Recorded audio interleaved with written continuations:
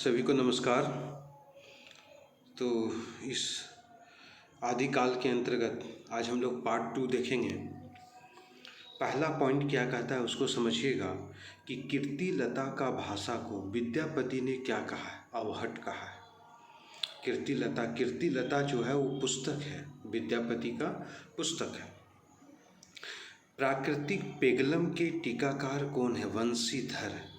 विद्यापति के द्वारा रचित ग्रंथ कौन कौन है? कीर्तिलता है, कीर्ति पताका है, भू परिक्रमा है, पुरुष परीक्षा है, लिखनावली है, विभाग सार है, सेव सर्वस्व सार है, गंगा वाक्यावली है और पदावली। ये सभी पुस्तक किसके हैं?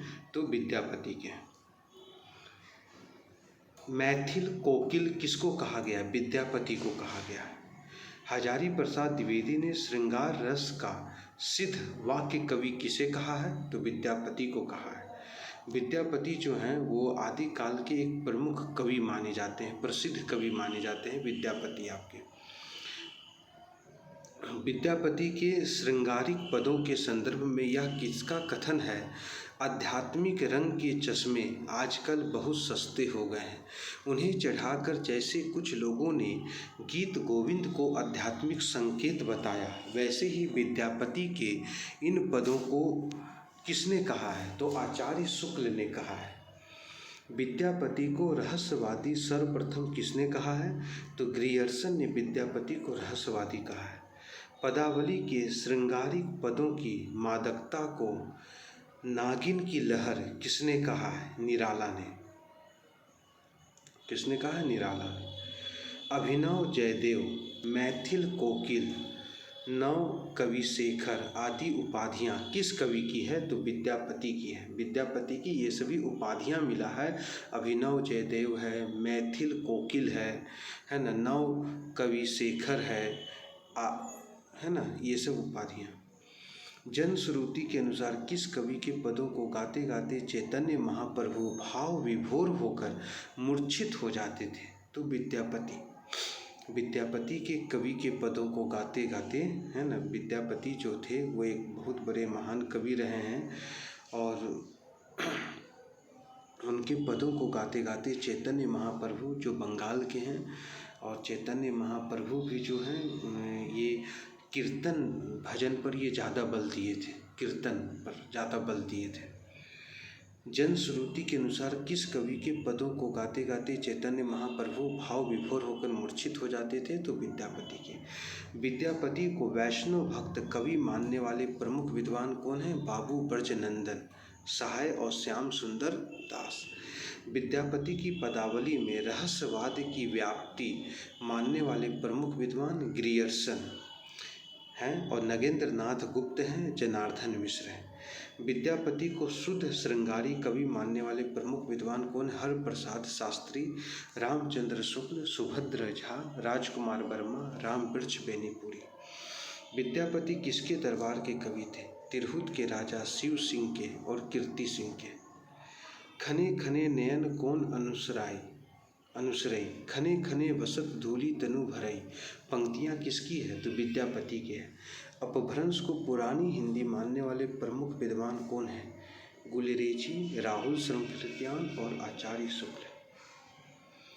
अपभ्रंश हिंदी नहीं है, इस मत को मानने वाले कौन हैं? तो हजारी प्रसाद द्विवेदी हैं।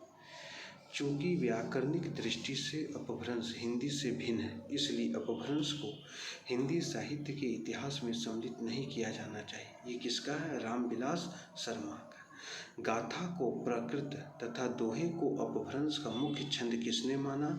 तो हजारी प्रसाद द्विवेदी ने माना है।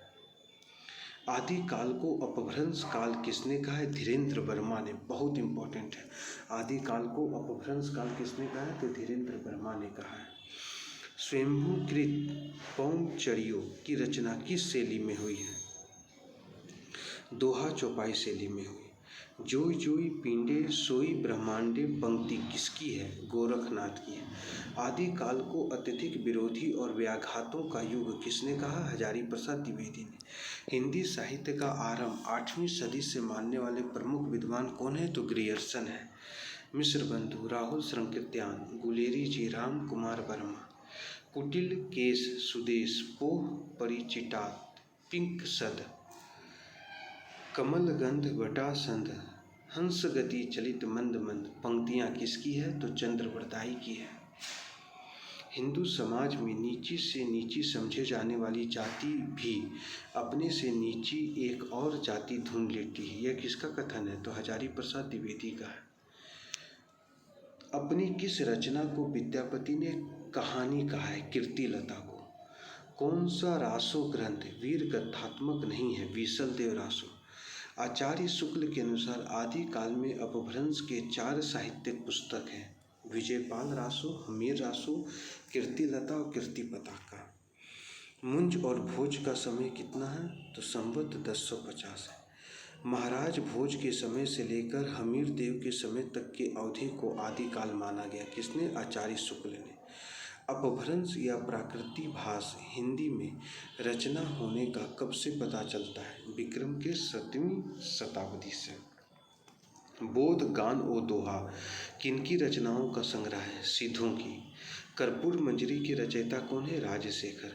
गुहा समाज या श्री समाज का निर्माण किसने किया? तो वज्रयान। वज्रयान शाखा बौद्ध धर्म से संबंधित है, याद रखिएगा। हीनयान से ही निकला है वज्रयान। बौद्ध शास्त्र में कितने प्रतिबंध या विकार माने गए? 5। आलस्य, हिंसा, काम, चिकित्सा और मोह। ये क्या है? 5 विकार हैं, 5 खराब चीज कह सकते हैं इसको आप। युगनंद की भावना पाई जाती है वज्रयान में। जिमी लोन बिलीजई पनी एही तमी धरनी लई चित कथन किसका है? कन्हपा का है। सरहपा, विरूपा कन्हपा लुइपा का सही कालक्रम क्या होगा? सबसे पहले होगा सरहपा, फिर उसके बाद लुहिपा, विरूपा और कन्हपा। ये बहुत इंपॉर्टेंट, इसको वेरी वेरी इंपॉर्टेंट कीजिए। ये पूछता है कि सबसे पहला क्रम किसका है? सरहपा का है, उसके बाद लुहिपा का है, विरूपा का है, कन्हपा का। गोरखनाथ ने किसके योग का सहारा लेकर हठ योग का प्रवर्तन किया था? पतंजलि। नाथ संप्रदाय में बालनाथ किसे कहा जाता? जलंधर को। कौन से नाथ सिद्धों में भी गिने जाते? नागार्जुन, गोरखनाथ, चरपट, जलंधर। जैनाचार्य मेरुतुंगकृत प्रबंध चिंतामणि संस्कृत के किस ग्रंथ के ढंग का बना है? भोज प्रबंध का। सुधा मुख के विहि निर्मल बाला। सुधा मुख के विहि निर्मल बाला, है ना। तो ये जो था आपका मित्र आदि काल से संबंधित महत्वपूर्ण बातें, महत्वपूर्ण तथ्य था जो मैंने आपको एक जगह क्रम से आपको दिया है। इसको एक बार पढ़ लीजिएगा और जहाँ तक लगता है तो इसको आप लोग राइट डाउन भी कर सकते हैं, इसको आप लोग लिख भी सकते हैं। ठीक, चलिए आज के लिए बस इतना ही रहने दीजिए। जय हिंद, जय भारत।